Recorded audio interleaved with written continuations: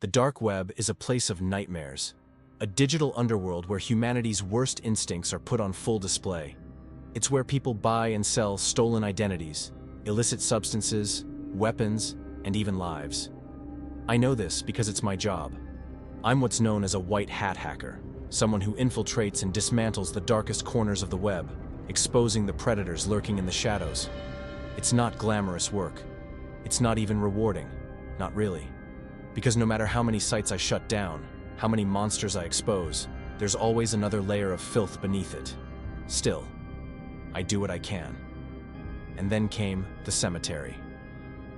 It started like any other investigation, a routine sweep through a hidden darknet marketplace, checking for patterns, vulnerabilities, and breadcrumbs that could lead me to something bigger. I expected to find the usual horrors: drugs, stolen credit cards, counterfeit passports. But this was different. The site was called The Cemetery. It had no flashy graphics, no elaborate login screens, just a plain black background, a blinking cursor, and a single sentence: all things return to the earth. The site required a special access key, the kind that only certain people would have. It took me hours to crack the encryption, bypassing layers of security that were far more sophisticated than anything I'd seen before. Finally, I was in. At first, the interface looked like a chat room, a forum of sorts, filled with messages that made my skin crawl. The ritual is complete. The Earth has accepted her.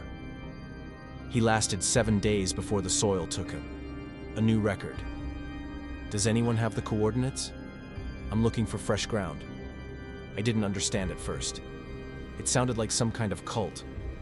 I scrolled further, and then I saw the images. They weren't snuff films. I've seen plenty of those, as horrible as they are. These were worse. People buried alive. The photos showed victims trapped underground, their faces illuminated by faint LED lights, their expressions a mixture of pure horror and suffocating dread. Some of them had small oxygen tubes, as if their captors wanted to prolong the suffering. Others didn't.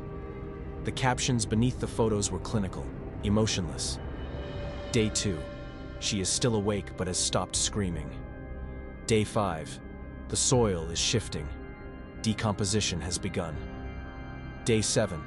Fully returned to the earth. A wave of nausea rolled through me. This was real. This wasn't some abstract horror story. This wasn't fiction. These were real people, buried alive somewhere, with no one coming to save them. I had to act fast. I started scraping every bit of data I could: server logs, metadata, user IDs, anything that might give away who was behind this, where they were operating from. It was slow, painstaking work, but eventually, I found something. A set of GPS coordinates embedded in one of the messages. I cross-referenced them. The location? A remote forest in West Virginia. I should have given the information to the authorities and walked away. That would have been the smart thing to do. But I needed to know. So I called an old friend, Ethan. Former military, now working private security. The kind of guy who asks no questions, who knows how to handle himself in bad situations. By the next morning, we were on the road. The coordinates led us to a secluded stretch of woods, miles from any major roads. The deeper we went, the more the forest felt wrong. No birds, no wind, just dead silence. Then we found it. A clearing in the woods, surrounded by what looked like freshly dug graves. Some were old and sunken in, others weren't. And one of them had something moving inside it. Ethan and I rushed over, shovels in hand. We dug like madmen, dirt flying everywhere, adrenaline burning through our veins. And then we hit something solid. A wooden box, nailed shut from the outside. Ethan pried it open. Inside was a woman, barely conscious, her skin pale and bruised, her nails bloody from trying to claw her way out. We pulled her out, and she gasped for air, sobbing uncontrollably. She had been buried for 3 days. She kept whispering the same thing over and over, voice cracked and broken. They were going to feed me to the earth. We called the authorities. They came in full force. FBI, local law enforcement, forensic teams. They uncovered more than a dozen graves, most of them occupied by decomposed remains. But here's the thing, the people behind it, they were gone. The site disappeared that same night. Every trace of the cemetery was wiped clean from the dark web, as if it had never existed. But I know the truth.